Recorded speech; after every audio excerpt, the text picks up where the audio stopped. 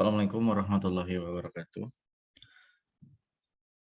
Pada minggu ini topik kita mengenai alelopati. Sebenarnya alelopati adalah bagian dari kompetisi antara tanaman dan gulma yang juga menjadi topik bahasan kita 2 minggu yang lalu.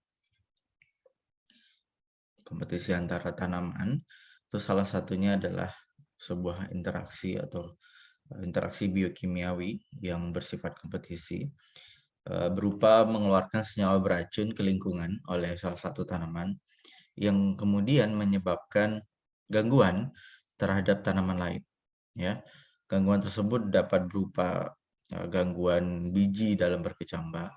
Apabila berhasil berkecambah, kecambahnya kemudian abnormal dan kemudian pertumbuhannya memanjang, tidak proporsional, akar terhambat dan sebagainya. Ya. Lalu interaksi tersebut kemudian juga kita golongkan antara tanaman dan gulma. Oke, mohon maaf ini kata gulma kekurangan satu huruf. Seperti kompetisi yang tadi saya jelaskan sebelumnya, kompetisi atau interaksi tersebut tadi juga dilakukan oleh gulma hingga kemudian menghambat pertumbuhan tanaman. Jadi gulma mengeluarkan senyawa beracun dari akarnya atau dari bagian lainnya yang kemudian bersifat meracuni tumbuhan lain. Ya, nah persaingan tersebut kemudian kita namai sebagai alelopati. Ya, persaingannya. Namun zat kimia yang berperan itu disebut sebagai alelopat. Ya, umumnya senyawa kimia tersebut dari golongan fenol. Nah, tentu tidak semua gulma ya mengeluarkan alelopat atau senyawa beracun tersebut. Jadi fenomena alelopati ini tidak terjadi antara semua interaksi tanaman dan gulma. Beberapa gulma yang mengeluarkan senyawa tersebut ada alang-alang, gerinting, teki, dan sebagainya. Sehingga Ausen pada tahun 1972 mengemukakan bahwa karena ada gulma yang mengeluarkan senyawa beracun atau alelopat tersebut, maka total competition value-nya atau nilai kompetisinya itu tidak lagi hanya dipengaruhi oleh nutrien, water, and also light, ya. Tetapi ada satu variabel baru yaitu allelopathic value. Jadi nilai tingkat keracunan yang diakibatkan oleh alelopatnya itu seberapa. Ya. Artinya itu.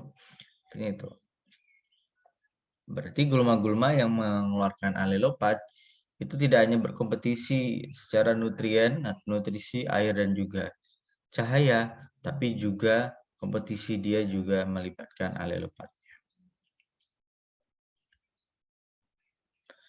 Nah, interaksi itu, ya, kalau interaksi kita sebut alelopati ya, senyawanya disebut alelopat.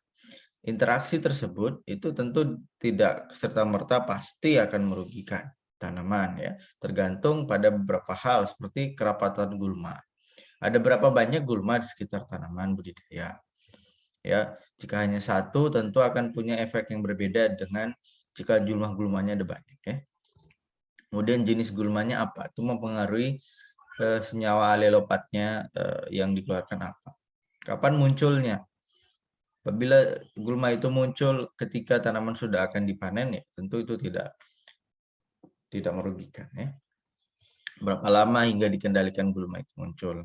Habitus kecepatan tubuh gulma, jalur fotosintesis gulma. Nah, tentu kita kemudian bertanya-tanya, apakah alelopat ini dapat dimanfaatkan untuk pengendalian gulma itu sendiri? Karena basic awal kita mengenai alelopat ini kan bukan interaksi gulma dan tanaman saja, tapi interaksi tanaman dan tanaman. Jadi gulma sebagai tanaman dengan tanaman lainnya. Tanaman lainnya itu kan bisa juga tanaman-tanaman jenis-jenis gulma ya. Nah, tapi betul atau tidak ya? Apakah alelopat dapat dimanfaatkan untuk pengendalian gulma? Silakan teman-teman respon pertanyaan ini di forum diskusi. Kita akan lanjutkan. Bagaimana senyawa alelopat itu diperoleh? Ya, ada beberapa sumber senyawa alelopat. Tentu hampir dari seluruh bagian tanaman itu dapat mengeluarkan senyawa alelopat. Ya, bukan senyawa alelopati, tapi senyawa alelopat. Baik itu daun, batang, akar, rizoma, umbi, bunga, buah, biji. Semua dapat menghasilkan, tergantung jenis tanamannya dan akan punya kadar yang berbeda-beda. Nah, bagaimana senyawa itu dilepaskan?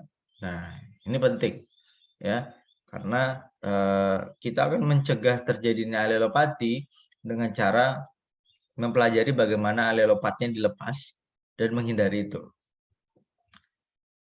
Yang pertama penguapan, ya.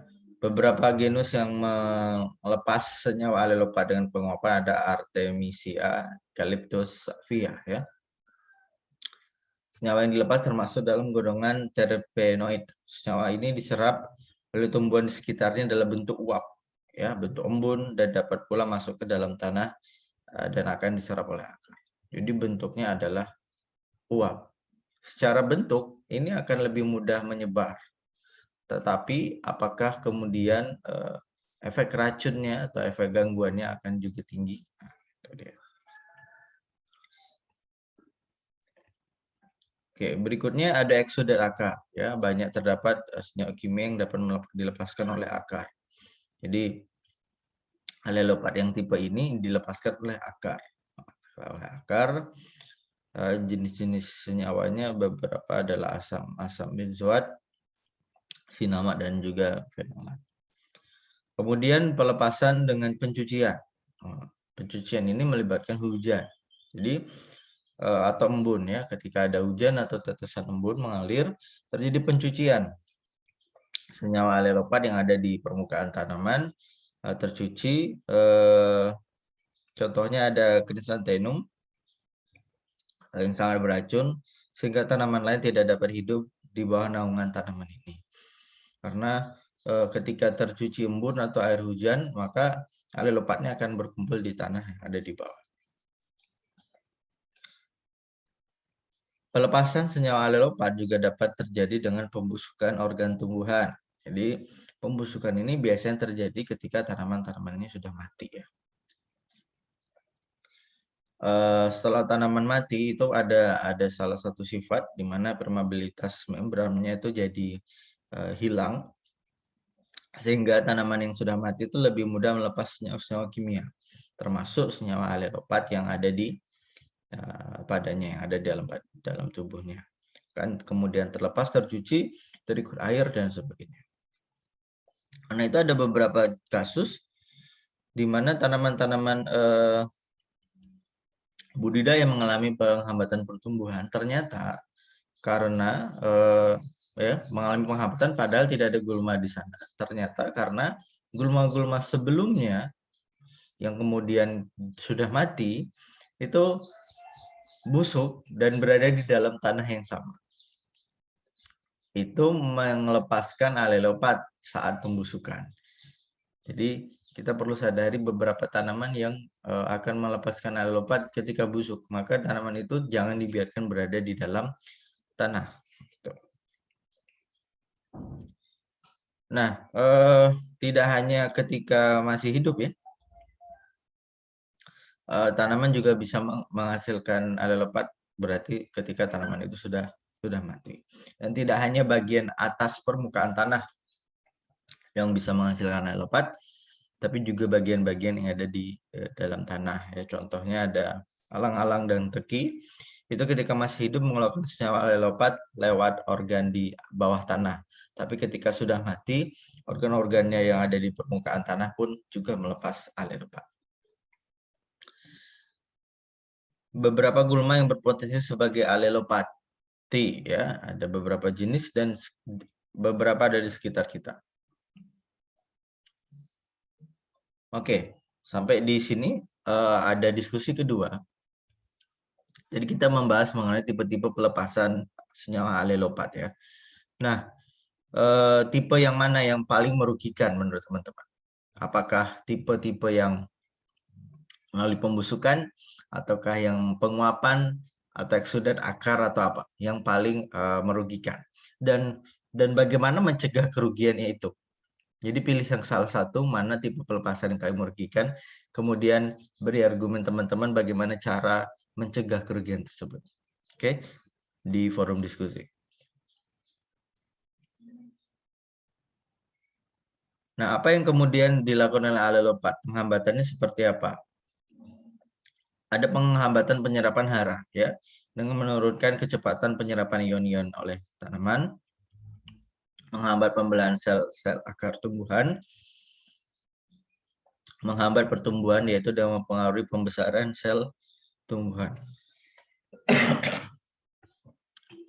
Kemudian menghambat respirasi akar, sintesis protein, daya permeabilitas membran pada sel tumbuhan, dan tentu mengganggu aktivitas enzim. Ya, banyak penelitian yang menceritakan mengenai pengaruh alelopat ini, ya. Yang paling awal diketahui adalah tanah-tanah bekas ditumbuhi oleh Agropyron repens, ya. Jadi tanaman Agropyron repens ini sudah tidak ada lagi, kemudian digantikan oleh tanaman gandum, oat, alfalfa, dan barley. Ternyata tanaman yang ditanam berikutnya itu tidak tumbuh dengan baik. Belakangan diketahui ternyata Agropyron repens yang tumbuh sebelumnya itu menghasilkan alelopat, dan alelopatnya itu masih ada di dalam tanah. Penelitian serupa dilakukan di Indonesia. Jadi untuk melihat pengaruh alang-alang terhadap pertumbuhan tanaman jagung, dibuatlah alang-alang tumbuh di dalam pot, kemudian alang-alang itu tumbuh mati, dibenamkan di dalam tanah dalam pot itu. Nah, pada pot itu, di tanah yang ada dalam pot itu, kemudian ditanam jagung. Ternyata jagungnya tumbuh dengan tidak normal, atau tidak semestinya, pertumbuhannya terhambat. Itu membuktikan bahwa alang-alang tadi menghambat pertumbuhan tanaman jagung meskipun sudah mati. Nah, itu ada karena mekanisme alelopati tadi juga. Jadi bahkan Sutarto tahun 1990 sudah menekankan lagi bahwa dia membuat ekstrak kali ini, ya, dari ekstrak teki segar diekstrak, ada yang 200, ada yang 300 gram per 250 ml air, dan ditambahkan ke tanaman. Tanaman yang digunakan kacang tanah. Ternyata semakin ditambah konsentrasi dari ekstrak teki itu, ternyata kacang tanahnya tumbuhnya semakin buruk, semakin kerdil, semakin kurus, semakin menurun. Nah, ini menandakan bahwa semakin besar konsentrasi alelopatnya tadi, maka pengaruhnya terhadap tanaman juga semakin tinggi. Yaitu juga yang kemudian menjelaskan ketika tanaman gulma itu jumlahnya belum banyak, kerapatannya belum tinggi, alelopati tadi belum terlalu tampak. Begitu jumlahnya sudah banyak, maka kita akan lihat penghambatan terhadap tumbuhan-tumbuhan di sekitarnya. Tidak hanya karena nutrisi, tidak hanya karena persaingan air, tidak hanya karena persaingan hara, tidak hanya karena persaingan cahaya, tapi juga memang ada proses penghambatan yang dilakukan oleh tanaman gulma melalui senyawa alelopat dalam sebuah interaksi yang disebut dengan alelopati. Teman-teman, demikian materi dari saya untuk minggu ini. Kita ke Sepada untuk diskusi. Jika ada yang ingin ditanyakan, silakan ditanyakan melalui WhatsApp. Terima kasih. Assalamualaikum warahmatullahi wabarakatuh.